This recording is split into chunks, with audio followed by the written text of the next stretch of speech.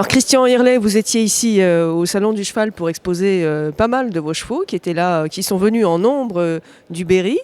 Qu'est-ce que vous avez voulu présenter ici ? Au Salon du Cheval, j'ai présenté des grandes pièces, tout d'abord.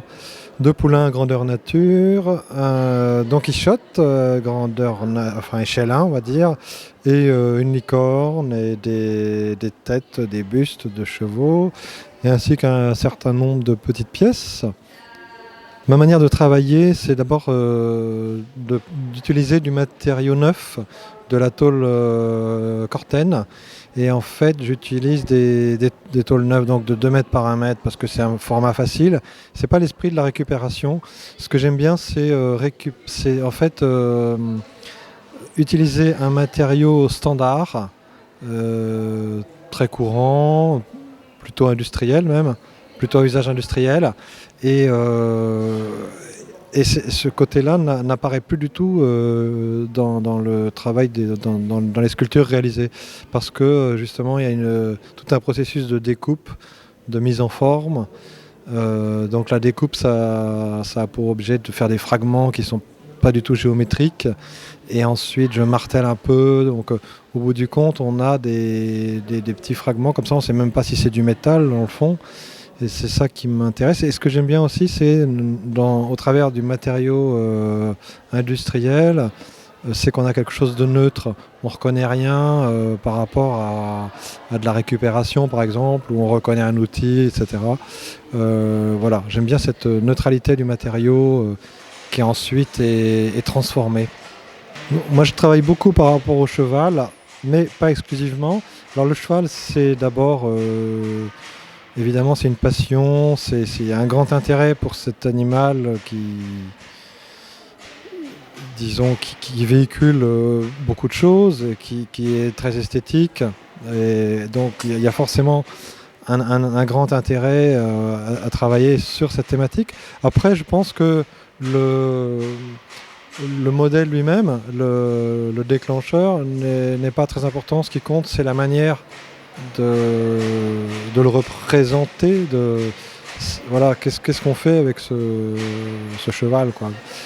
Mais donc d'où je dirais l'idée de ne pas forcément travailler que sur le cheval, parce que ce qui compte encore une fois, c'est quel est le graphisme de la sculpture. Je pense que ce qui compte dans mon travail, enfin ce que je recherche dans mon travail de sculpture, c'est d'abord, c'est de montrer la vie, parce que pour l'instant, je travaille principalement sur des êtres vivants, que ce soit des humains ou des animaux.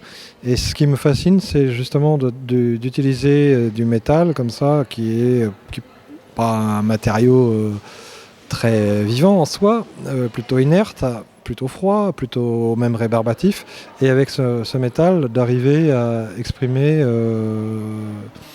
un petit peu de vivant, un petit peu de geste, un petit peu voilà. Sinon, ça n'a aucun intérêt si la sculpture ne montre pas un mouvement. Alors par contre aussi, j'accorde beaucoup d'importance à la légèreté, la transparence, et afin que le spectateur puisse se projeter, c'est-à-dire qu'il y ait des vides, pas tout raconter, suggérer, voilà. Donc c'est toujours un peu compliqué, parce que la tendance qu'on a, c'est de vouloir montrer le maximum, de ne pas s'arrêter. Il faut savoir s'arrêter et rester un peu dans la légèreté.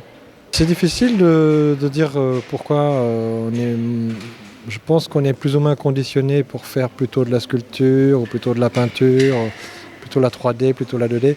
Mais après, c'est aussi une évolution, l'histoire d'une vie. Et moi, je vois ça vraiment comme une course de fond, ce travail-là. C'est quelque chose qui évolue lentement et auquel il faut vraiment... je dirais c'est un travail quotidien. Et puis il y a des étapes qui se franchissent. Et ce qui compte, en fait, c'est d'entretenir la motivation autour de ce travail. Et c'est comme un sportif qui s'entraîne au quotidien. C'est exactement pareil, en fait. Moi, je ne crois pas trop à l'inspiration. Ça passe avant tout par un travail extrêmement suivi.